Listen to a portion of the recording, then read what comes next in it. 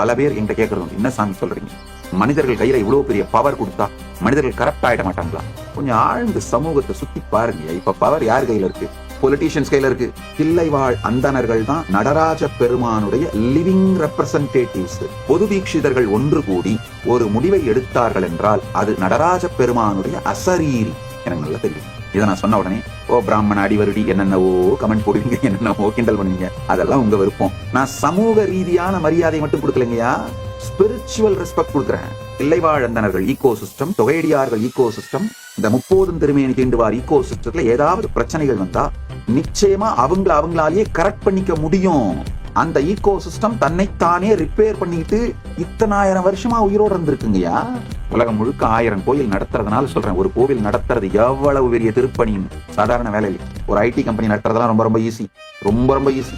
ஏன்னா நான் 2ஐயும் நடத்திட்டு இருக்கேன். இந்த ஏஐ பண்றதுக்காக லிட்டரலா ஒரு ஐடி கம்பெனி நடத்திட்டு இருக்கேன்.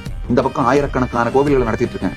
இதையெல்லாம் நடத்துறதுனால என்னுடைய அனுபவத்திலிருந்து சொல்றேன், கேட்டுக்கோங்க. இந்த தொகையடியார் வம்சம் சிறக்க எல்லா திருப்பணிகளும் செய்வோம்.